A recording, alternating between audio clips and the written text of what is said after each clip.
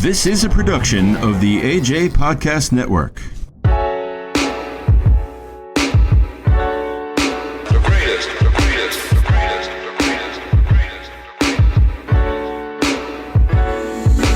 Pushing and pulling, I want you, but you wanna leave.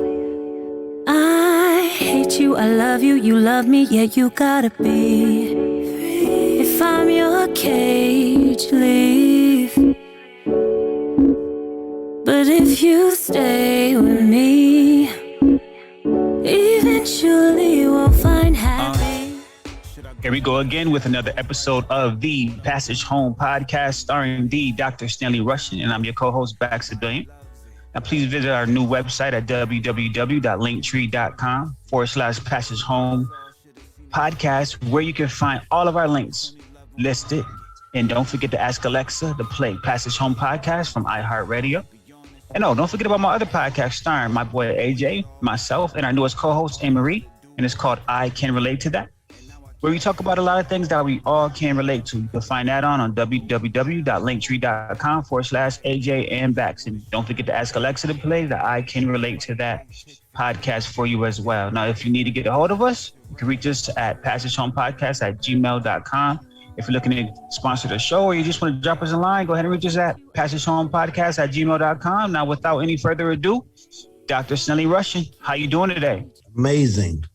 By the grace of God, everything is amazing. And today, I have on the phone with me, and needless for me to say that I am humbled by having his presence. But I also say that I'm really blessed with the guests that I get because they are all humble. And I want to say that about this brother is that, you know, he exemplifies something that Quincy Jones said. It don't come from me, it's just coming through me. And when people operate from that mode, a lot of great things come forth. So my having those type of people on the show, they're not braggarts about themselves. They're just giving and sharing with you a lot of the things that God has done through them. And so without further ado, I want to introduce Andre Farr, a mentor of mine. And I heard the other day on a Zoom call, a DJ mentioned that even though he was older than Andre Farr has been a mentor to him. And I want to repeat that sentiment for myself. And so without further ado, Andre, welcome to the show. Hey, it is my pleasure to be here, Stan. It's always a pleasure to be anywhere you are because greatness is where Dr. Stan Russian is. So it's a pleasure to be here. You're welcome. Andre, give us a slight bio. And you're one of those people that if I didn't say that, you would take up the whole show. And the only thing will slow you down is your humility. I might have to pull some things out of you, but I'm going to let you flow with a slight bio. Okay, well, I started, my bio starts when I was 11 years old when I started my first business. And that business was mowing lawns and washing cars. And I started to really, truly understand the exchange between work and compensation. And those were the things that kind of framed me for the better part of my life. When I started that business, I went through middle school and high school with the principles of what I call delayed gratification. When I got to UCLA on a football scholarship, after being a high school All-American, I continued my entrepreneurial pursuits and did quite well. I promoted and put on tour MC Hammer and Ice Cube and just a bunch of R&B and hip hop stars of the time, Public Enemy, and continued to do things not only in the United States, but started to explore outside the United States.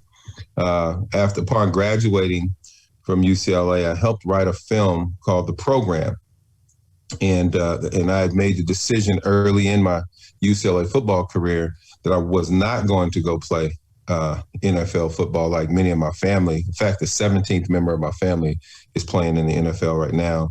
But I decided I wanted to go into business because I was mesmerized by my uncle, Mel Farr, who had been the #1 Black businessman in America for several years. And while my teammate made $1 million signing bonus from UCLA when he was drafted by the Denver Broncos, Mel made $118 million the same year. So as you would probably know, I said, that's more of the direction I want to go, not necessarily because of the money, but because of the impact I could make and how many more people I can help if I maximize myself as an entrepreneur.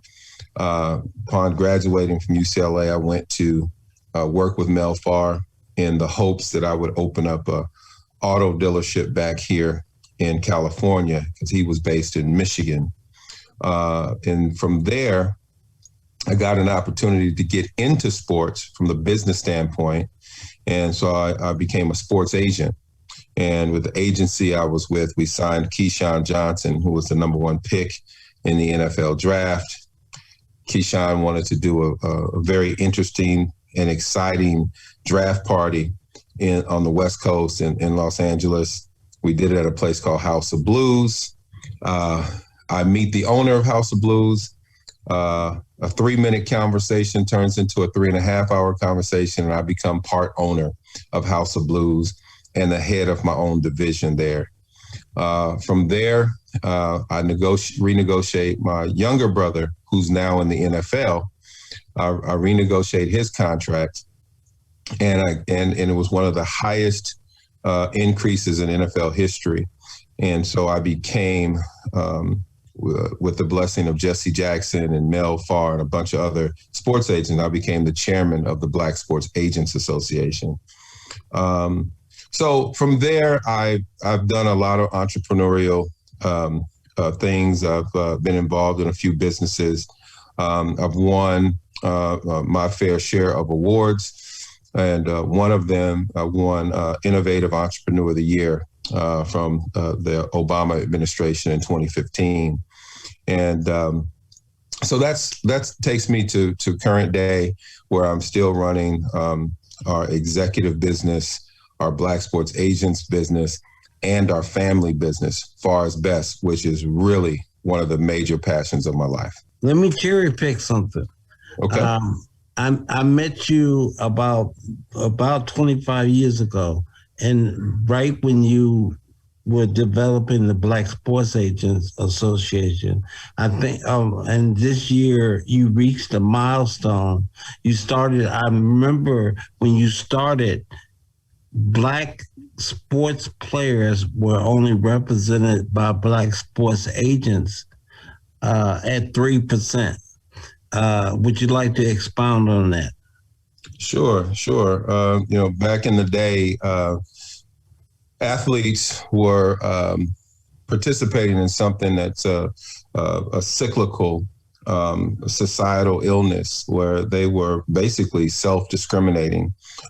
They wouldn't hire a Black agent simply because he was Black. They didn't know that. The reason was that they looked at it that way. The image of what a successful agent looked like in all the media looked like a white man. A white man is a successful sports agent.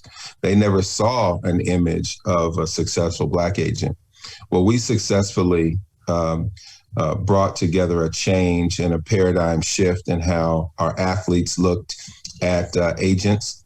And this past year, we represented the over 50% of the first round in the NFL. And so we've been getting very close for many years, but for this past year, we got over the hump, and now we did very well with that. So thank you for even bringing that up, Stan. I didn't even think you caught that. Right. Well, one more part. So pushing my memory right now. Who would you say amongst white sports agents was the Jerry Maguire of white sports agents? Oh, it's clearly my good friend Lee Steinberg. He was clearly head and shoulders above any other agent. He was ahead of his time. He's a graduate of UC Berkeley. His family were UCLA Bruins. And so he came from great pedigree. Although he may not have been African American, and he still isn't, he understood how important it was for the African American player to be involved in the community, the community from which he came. So I have a lot of respect for Lee, and he has a lot of respect for me. And we have a great relationship. In fact, we're representing my cousin jointly right now. So, so we're excited about that. Right, that's what I was looking for right there. And because I remember once on my birthday, we were sitting in a home in Beverly, in Bel Air, and there was a guy that the host invited who knew one of the top sports agents. And as we were sitting there and he was talking about he was dating this guy's daughter, it came up that when he mentioned his name, he was dropping names, and he said, yeah, I know so-and-so, he lives up in Walnut, and blah, blah, blah. He said, yeah, I know him. He's on my board. Absolutely. Yeah, you're right. 100%. That's amazing. So I want to get it to the next part of the show. Since, that from your purview, and this is for the listeners out there that the point I'm trying to drill home, I wanted to everybody give their bio first so that you get some understanding as to who they are. But I want to give you, the list, a purview of what they've seen and how they see things that you haven't seen yet. And so my next question is to ask you, when you first went to Africa, I need you to relay to me and to the audience out there, what did you feel spiritually when you first visited the continent? I didn't know that I would feel this way, and I'm glad you asked the question. When I landed and my feet first touched the ground on the continent of Africa, I felt a sense of pride, bewilderment. I was happy. I was curious. But at the same time, there was a certain sadness because, all these emotions and feelings came over me all at once, because the sadness came over me because I started to think about how we were ripped away from our homeland and how it took so many years of my ancestors putting us in position that would ultimately put me in position to actually make it back, and to make it back on our terms, right? And so it was quite overwhelming, to be honest with you. So from that moment forth, I wanted to soak up as much as a motherland as I could. And that's, understanding the cultures there, understanding the people, getting the chance to spend some time with them, being able to spend time just admiring and soaking in the geography there, and being able to see the animals, be able to see, because parts of Africa are so developed, you would think you're still in Los Angeles, right? But the great part about it is that you can also go out into the bush. And so I think it's one of the most special places on earth. And I think every Black person in the world, if they don't desire to move there, they should at least visit. And I think that might even change their minds. The final question that I want to ask you, and to the audience once again, listening to a brother who was awarded and should have been awarded several times the Minority Entrepreneur of the Year. From his purview, I wanted to ask him to let you know what Black folks can do in Africa to not only survive there, but to thrive, because there are opportunities that are there. And so you're hearing this answer from a master entrepreneur. Well, Stan, it's funny. I believe firmly if you don't start somewhere, you're not going to get anywhere. I also believe that if you want to go somewhere fast, go alone. But if you want to go somewhere far, go together, right? Mm-hmm. So the most interesting thing, Bob Marley said, he wrote a song called Cornerstone. And in that, he mentions that the stone that the builder doesn't claim will become the cornerstone. Mm. And he wrote that because his father was Norval Marley, who was a German, a white German man, who did not claim him. When he consummated the relationship with Bob Marley's mother, the mother was 16 years old, 16, and Norval Marley was 60. He was 60 years old. Mm. And he rode a horse. So the things that I see about us as Black people all over the diaspora is that we need to reclaim what was already ours. The funny thing is that many people believe that you have to wait for God to prepare you or prepare your blessings for you, right? But I believe that he's preparing us for the blessing. The blessing is already there. So as it pertains to Africa, there are many opportunities there. And many African Americans are in a financial position to start businesses in Africa. And we should. I think back in just 2018, as recently as 2018, African American businesses that are owned by African Americans and controlled by African Americans in Africa grew by more than 400%. Mm. Since there was a storm of protests out there, and we're protesting against racial inequality, and there was an interest in seriously supporting Black-owned businesses. The interest and the success has soared. I did a research on this because one of my best friends invests in Africa routinely.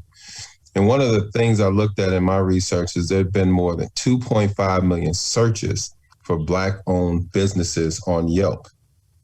Mm. And that was compared to only 35,000 over the same period just 1 year prior.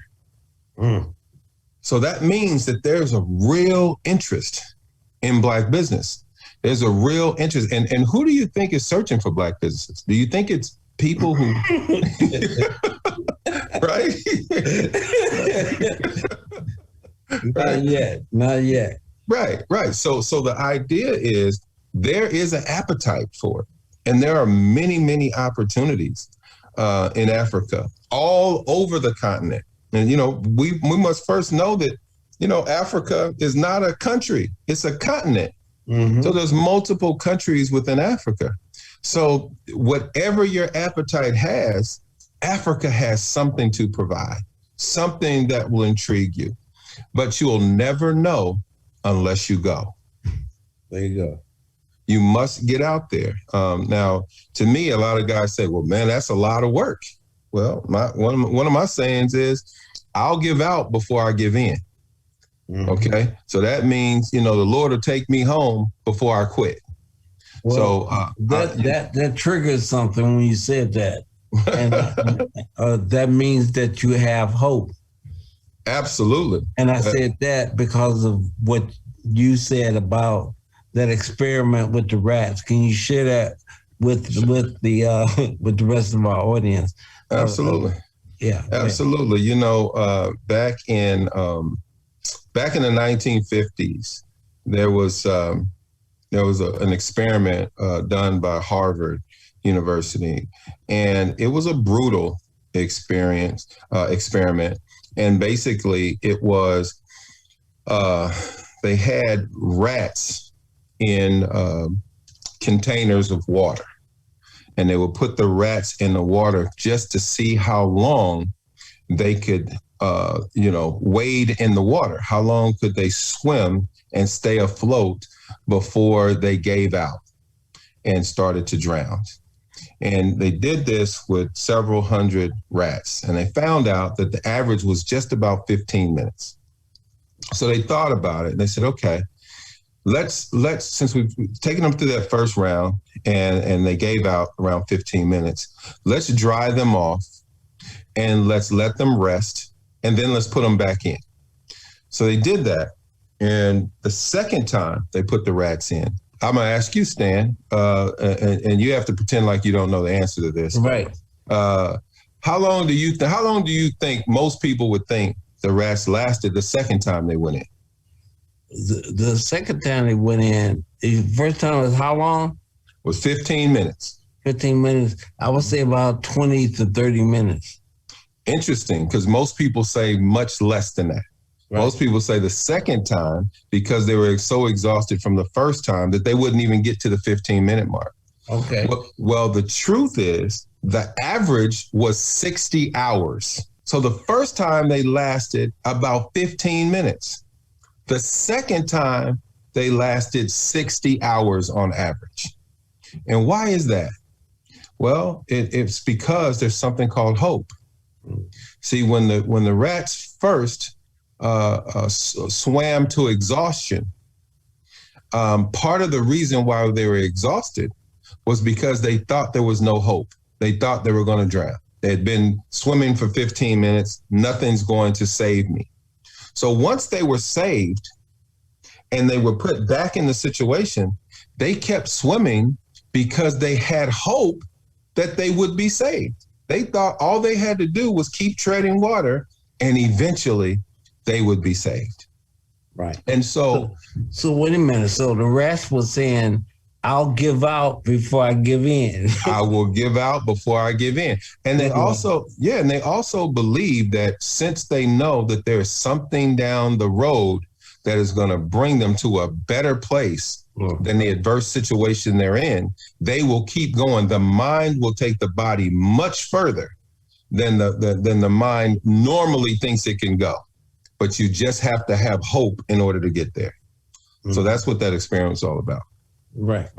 So we're going to be getting ready to close out in a minute. I just want to expound on your, and we're going to put in links under the description of some of the things that you are involved in. One of the most, of all the things that you heard him talk about, one of the things that all of you listening can be invited to is his podcast for his Black family enterprise that they're doing to as a model for generational wealth within Black families.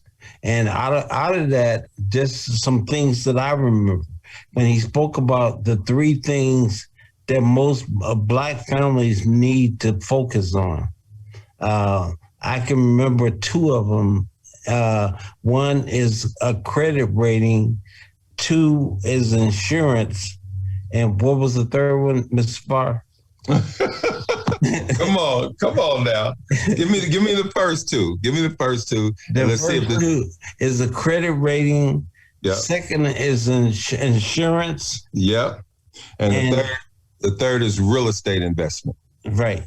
Yep. But something you said about when you gave an antidote about why Black folks ignore insurance when when insurance is one of the most important things to create generational wealth. Can you share that with the group? Yeah, sure. Insurance is one of the only instruments on planet Earth that create wealth out of nowhere. Okay, it generates wealth where there is no actual fundamental action, okay, taking place. But many people, many Black people, have been discouraged from even thinking of that because of the effects, believe it or not, of what's happened with slavery. Slave owners taught Black people not to read. They made it against the law to own a business. So they never, ever wanted Black people to know about finance. So when slave owners taught Black men, especially, what they were supposed to do, they took some of those societal ills in the Black men and took them directly into the Black family. If you look at how Black people were punished, where do you think a switch came from? Okay, a switch is just another instrument of the whip, which is what many slave owners use. So Black men did the exact same thing. Now, and it's funny. I mean, it's funny and not so funny. People say, well, Black men would have used a whip too. The only thing is he couldn't afford one. So he had to go break a branch, and that became his whip. And so however the slave owner disciplined him, the Black man started to believe that is how you're supposed to discipline, because that's how he's been socialized, right? Almost institutionalized. So he takes that into his home and applies it to his own, he applies it to his own family. So therefore, going to, when we go back and talk about finance and about death, many Black people were taught not to think about death, not to plan for death, because if you even talk about it, you're calling on death. So if you talk about a will, that means you're putting yourself in jeopardy of dying quickly. So they would ignore it. That's why the majority of African Americans in this country actually settle the estate after someone passes away through probate. And as most people know, when you settle through probate, a lot of that money goes to the state and not to the family. So we have to do a much better job of preparing our estate so that we can pass wealth down to our family. We're already 25 generations behind our white counterparts. And the only way to do it is through not only the study of financial literacy, but also really taking a look at financial behavior. So just a peek into the future. And like I said, we're going to put some links down to your organizations, the ones that the orientation is going to be there in the Zoom meeting that you have on Saturdays. Will orientate people, but in your future endeavors with your family, I was just amazed listening to your family podcast that you and your extended family, you have members in Liberia and in Jamaica. Yes. And so then you have the business aspect that ties all that together. Right. We want to share that with everybody and invite all those listening to come in. There is protocol that's there that will be explained about this, but I have people that are listening to model after this for their own families, because you put in the work. You made this baby walk and talk, and it's still growing with the newness of it. But I hear that it's ranked as one of the top Black African American families in the country right now. Yeah, I mean, we're considered the #1 urban family in America, and we don't take that lightly. We're doing everything that we can to not only create a model for other people to follow, but also to create a platform and a portal for people to partner with us as we grow and create a better paradigm for African Americans here in America and for Black people all over the world. So it's a lot of work, but remember, to much is given, much is required. And so we're excited about this opportunity and this challenge, and we take it on. We thank God for this challenge. Yes, sir. Yes, sir. And on that note, I want to thank you so much for what you brought to the table, and to bless the people that will hear. Hopefully, throughout these podcasts, I have given them a purview that it ain't that scary out there. That when you go to Africa, like Andre said, and a lot of my guests said, brothers are saying, tell them, we're not running from lions every day and living in huts. No, we have on 3-piece suits and we're going to work with a briefcase. Absolutely. It's a beautiful, beautiful, beautiful land, and I really, really encourage everybody, Black people especially, to go and see where we came from and where the first people on earth, where they walked. I think you would get a great history lesson, and maybe you would value people more if you went out there. So I'm excited about the possibilities of that. And Stan, I want to thank you for extending this opportunity for me to speak on your show, but I also thank you for all the influence and all the impact you've made on African Americans and other throughout your entire career, as a teacher, as a mentor, as a friend, as a confidant. Stan is the man, and we believe, many people believe, as I do, that you are definitely the man. There's nobody. When God made you, He made one of one. So I'm just proud to be your friend. Yeah, no problem. Thank you so much. And on that note, we're going to close out and until next time. Well, there you have it, ladies and gentlemen. Another Passage Home podcast starring Dr. Stanley Rushing with our guest, Andre Farr. Oh, man, Andre Farr is a blessing just to even sit down and being able to talk with this man. Like, his accomplishments are out of this world. If you want to learn finance, you need to look up Andre Farr. Definitely, Dr. Stanley, man, you are awesome. You are the man. Make sure y'all just look into Andre Farr, y'all. This is a production of the AJ Podcast Network.